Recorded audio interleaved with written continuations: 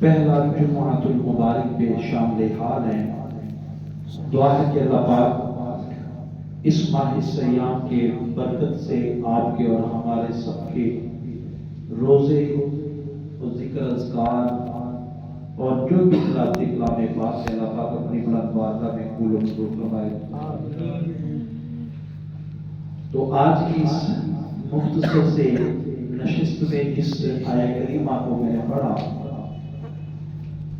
اس میں اللہ جل جلالہ نے ارشاد فرمایا کہ میں رب ہوں، خالق، میں اللہ ہوں، اور اللہ کو کوئی جاننے والا نہیں تھا، اللہ کی کوئی شناخت والا نہ تھا، کوئی اللہ کے بارے میں علم رکھنے والا نہ تھا۔ اب یہ کیسے علم ہوا کہ اللہ کے بارے میں علم رکھنے والا کوئی نہ تھا؟ تو حدیث قدسی ہے، سرکار دو عالم صلی اللہ علیہ وآلہ وسلم نے ارشاد فرمایا کہ اللہ فرماتا ہے کنت کنزا مخفیا، میں ایک چھپا ہوا خزانہ تھا۔ اب جو بات چھپی ہے تو اس کو عیاں کرنے کے لیے، اس کو ظاہر کرنے کے لیے، اس کو بیان کرنے کے لیے کسی نہ کسی کا ہونا لازم ہے۔ اب اللہ نے بیان فرمایا کہ میں چھپا ہوا خزانہ تھا۔ اب بات جب خزانے پہ آ گئی تو اب اللہ کے خزانے کیا ہیں؟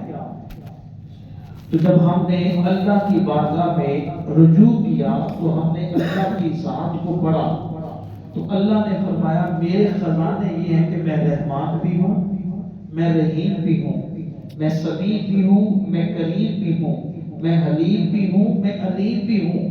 یہ سارے میرے خزانے ہیں، یہ سارے کیا میرے خزانے ہیں۔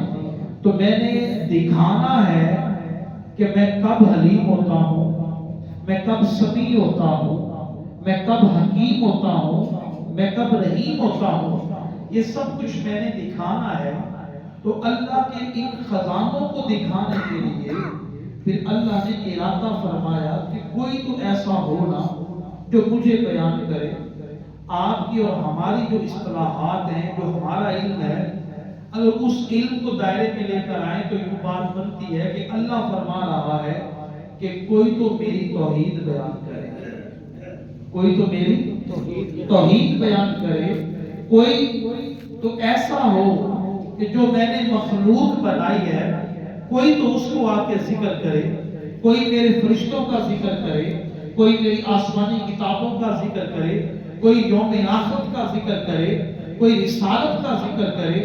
تو اللہ نے اپنے آپ کو اور جو چھپا ہوا تھا اس کو ظاہر کرنے کے لیے جب اللہ پاک نے اپنی مخلوقات کی طرف توجہ فرمائی تو عرش پر بیٹھ کے میرے رب نے ارشاد فرمایا کہ اِنَّا عَرَضْنَا الْأَمَانَةَ، یہ ساری میری امانتیں ہیں کہ تم نے توحید بھی بیان کرنی ہے، تم نے رسالت بھی بیان کرنی ہے، ملائکہ کو بھی بیان کرنا ہے، کتب کو بھی بیان کرنا ہے، یوم آخرت کو بھی بیان کرنا ہے۔ یہ ساری کی ساری کیا ہیں؟ یہ میری امانتیں ہیں۔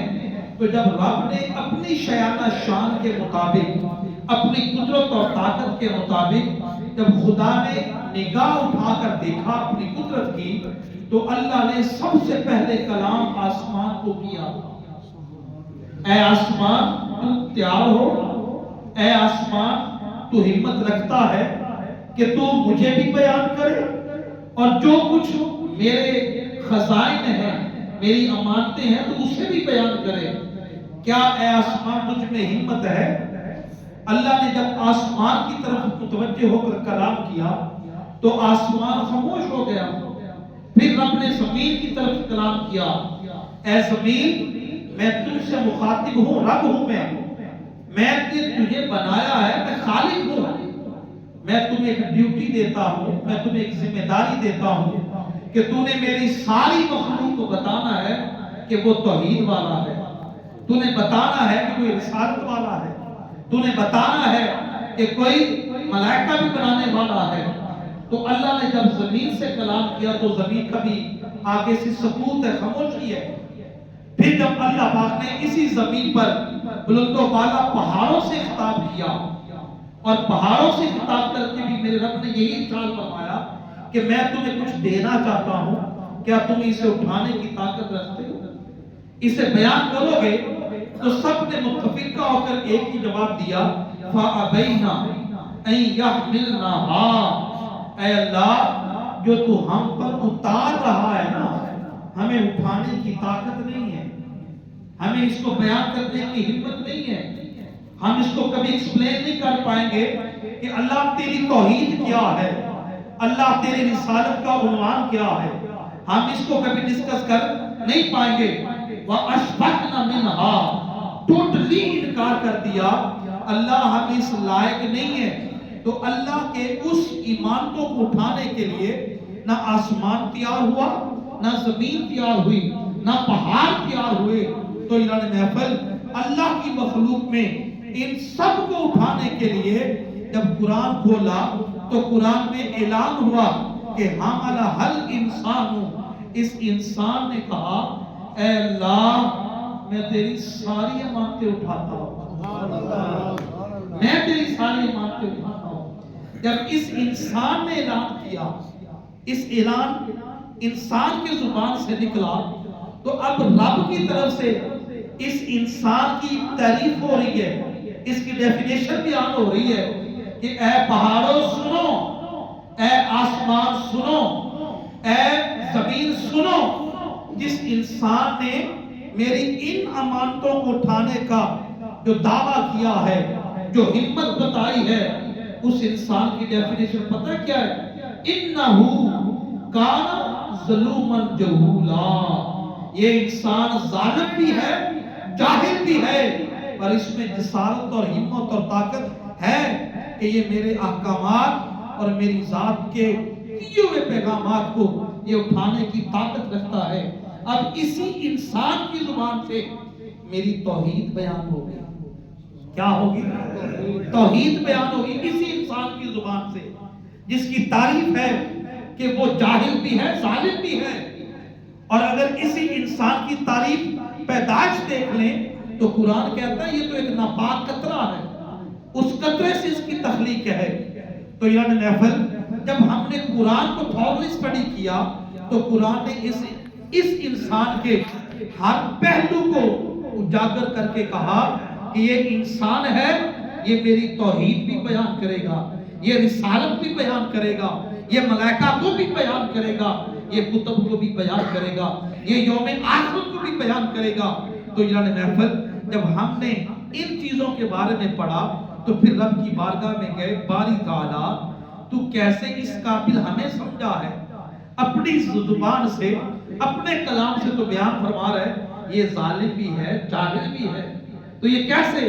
تو میرے رب نے کہا میں مالک ہوں، میں یہی تو بتانا چاہتا ہوں کہ میں حکیم ہوں، میں یہی تو بتانا چاہتا ہوں کہ میں حکمت والا اور رحیم ہوں، میں سب کچھ جانتا ہوں۔ کیا تم نے پڑھا نہیں ہے ان اللہ علی کل شیء قدیر، میں وہ رب ہوں جو ہر شے پہ قدرت رکھنے والا ہوں۔ یہ میری قدرت ہوگی کہ جس کو میں نے ظالم اور جاہل کہا ہے نا، اسے اس پیمانے میں لے کر آؤں گا کہ اسی ہی انسان کو میرے حکم پر میری بنائی ہوئی نورانی مخلوق سجدہ بھی کرے گی۔ یہ اس انسان کا معیار ہے۔ اب جب اللہ کی بارگاہ میں گئے تو پوچھا باری تعالیٰ تو ہمیں کیسے تیار کرے گا، ہمیں کیسے اس لائق بنائے گا؟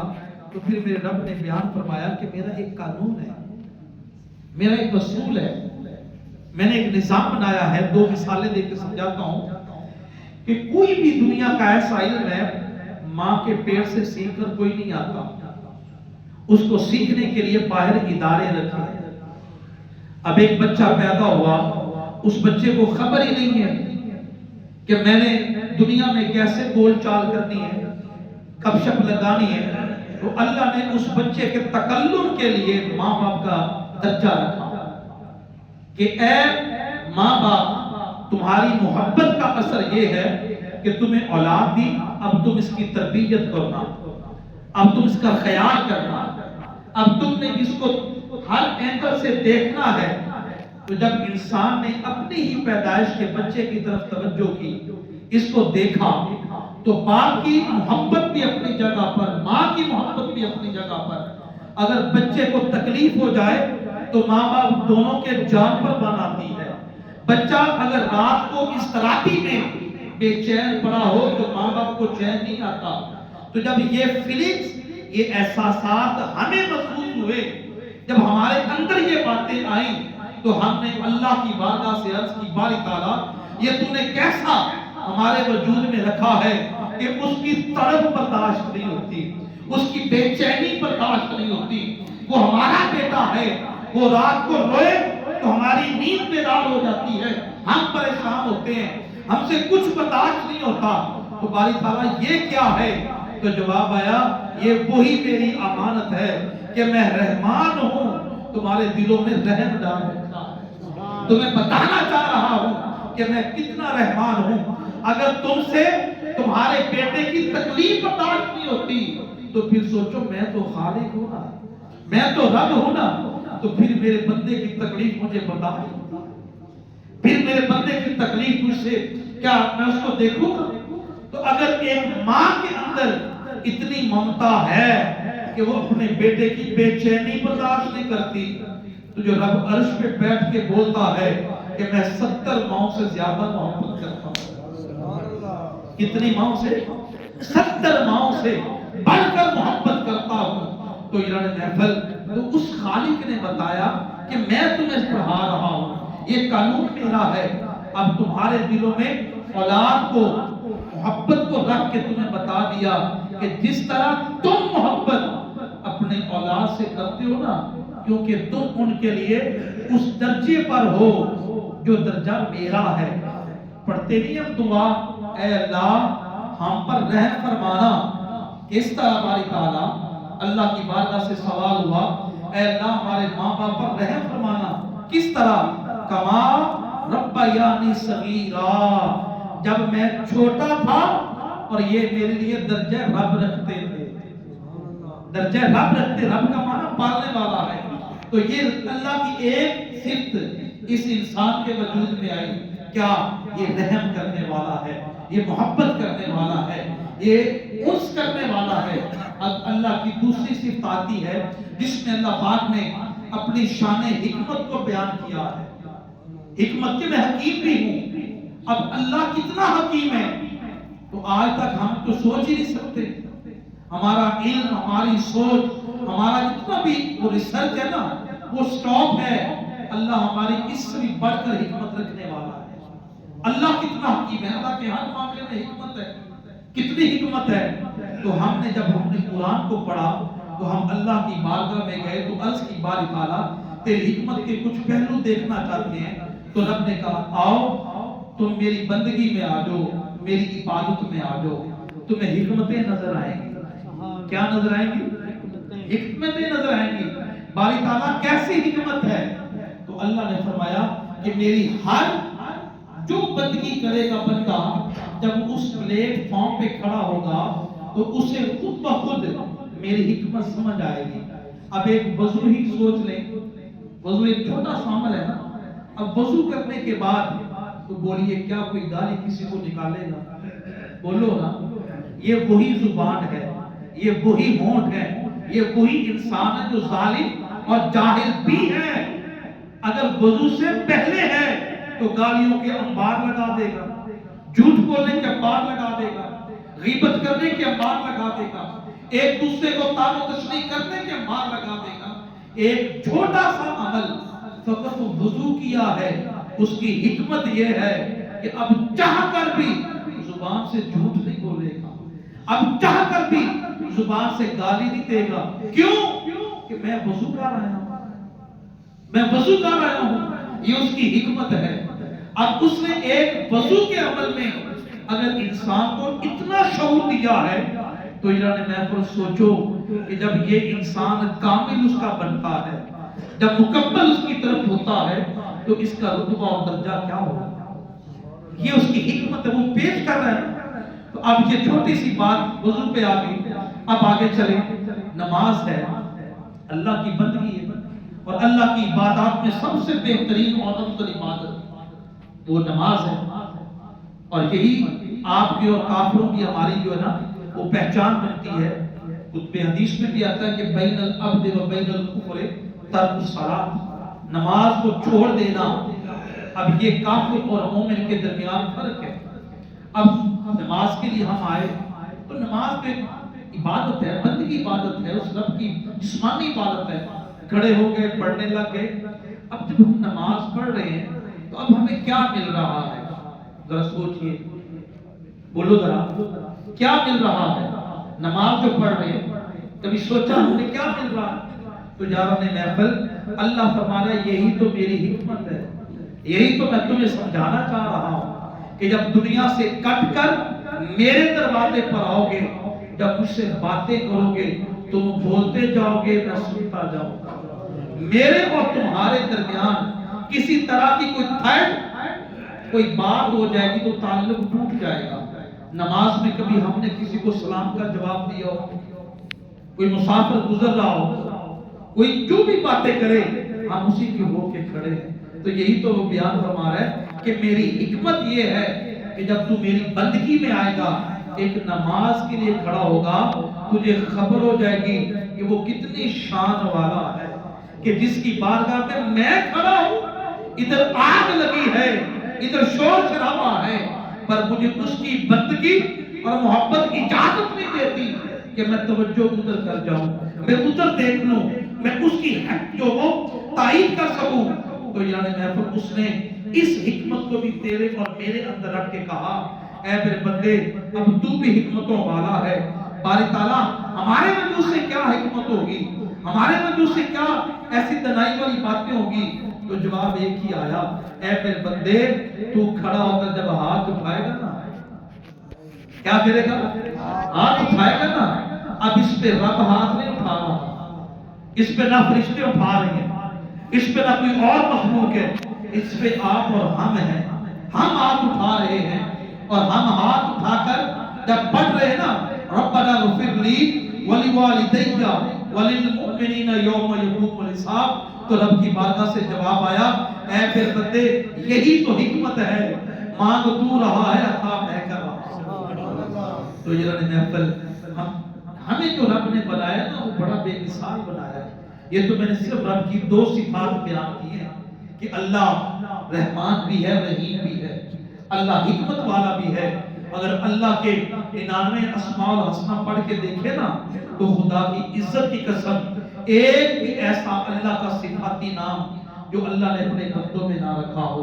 تو اب سوال اٹھا، اللہ تو نے کیوں رکھا، ایسا کیوں کیا؟ تو کیا تجھے یہ سارے معاملوں کے لیے فرشتے کم تھے؟ کیا تجھے رحمان اور رحیم کے درجے کے لیے، رحم رکھنے کے لیے فرشتے کم تھے؟ تجھے حکمت کے لیے فرشتے کم تھے؟ تو میرے رب نے اپنی بارگاہ سے جواب بھیجا، اے میرے بندے تجھے بھی سمجھ نہیں آئی کہ میں نے تجھے بنا کے کیا بھیجا؟ انی جاعل فی الارض خلیفہ، اس دنیا میں تو میرا نائب بن کر آیا۔ میرا کیا بن کر آیا؟ نائب۔ بس نائب کی تعریف کر کے میں موضوع سمیٹ رہا ہوں، پھر جمعے کا وقت ہو رہا ہے۔ اب نائب کہتے ہیں کسے ہیں؟ جو اصل کے ساتھ اصل کی خوبیاں، اصل کا درجہ رکھنے والا جو انسان کھڑا ہے نا، جو اس کے پیچھے ہے، وہ اصل کے قائم مقام ہوتا ہے۔ مسجد میں ایک امام ہے اور دوسرا ایک نائب امام ہے۔ امام صاحب اگر کسی معاملے سے شہر سے دور چلے جائے نا تو پھر امامت کے لیے کوئی صدر آ کے کھڑا نہیں ہوتا، کوئی امامت کے لیے M N A M P A نہیں آتا۔ تو آپ اور ہم جتنے بڑے عہدے پر کھڑے ہوں گے نا، ہم کہیں گے ہاں جی نائب امام کدھر ہے؟ کیا پوچھیں گے؟ نائب امام کدھر ہے؟ اب ہم پوچھ رہے نائب امام کدھر ہے تو ہمیں میں سے کوئی بول دے آپ کھڑے ہو کے جماعت کروا دینا، تو کہے گا نہیں یہ حق نائب امام کا ہے۔ یہ کس کا حق ہے؟ نائب امام کا ہے۔ تو جب ہم ایک اللہ کی عبادت کے لیے اپنا دھکا نہیں لگا سکتے، ہم نائب کا انتظار کرتے ہیں۔ تو نائب کو کیوں رکھا؟ کہا کہ امام جیسی خوبیاں اس میں ہیں، امام جیسی خوبیاں اس میں ہیں، امام کے نائب ہے۔ تو یعنی محفل اگر ایک بندگی میں ہم نائب کے پیچھے ہٹ کر کوئی تھرڈ کھڑا نہیں کر سکتے، وہ تو خالق ہے۔ جب اس نے ہمیں اپنا نائب بنایا ہے، جب اس نے ہمیں اپنا نائب بنایا ہے تو کیا کیا بھی صفات دی ہوگی۔ تو یار نے میں تھوڑا سا اپنے آپ کو غور کیجئے نا کہ تم ہو کیا۔ اس نے تمہیں اپنے قریب ہونے کے لیے یہ عبادتوں کے مرکز دیے، یہی باتوں کے مرکز۔ حضرت موسیٰ علیہ السلام سے جب اللہ کلام فرماتا تھا تو اللہ 70 پردوں میں، آج تک کسی نے پردے کی ڈیفینیشن نہیں بیان کی کہ کتنا موٹا پردہ ہے، تو 70 پردوں میں۔ اور حضرت موسیٰ علیہ السلام جب اللہ کی آواز سنتے، اللہ کا کلام سنتے، اس کلام میں اتنے مگن ہو جاتے، اتنا سرور آتا، تو حضرت موسیٰ عرض کرتے باری تعالیٰ جتنا قرب تو نے مجھے دے رکھا ہے، ابھی 70 پردے کھڑے ہیں۔ کتنے پردے کھڑے؟ 70 پردے کھڑے ہیں۔ اور 70 پردوں میں جب اللہ کلام کرتا ہے تو حضرت موسیٰ اتنے سکون میں چلے جاتے ہیں۔ تو حضرت موسیٰ عرض کرتے باری تعالیٰ جتنا تو مجھے قرب دیتا ہے، کیا کسی اور کو بھی اتنا قرب ملے گا؟ کیا کسی اور کو بھی اتنا سکون ملے گا؟ تو میرے رب کی بارگاہ سے جواب آیا، موسیٰ تجھ سے تو میں 70 پردوں میں بات کرتا ہوں، 70 پردوں میں بات کرتا ہوں۔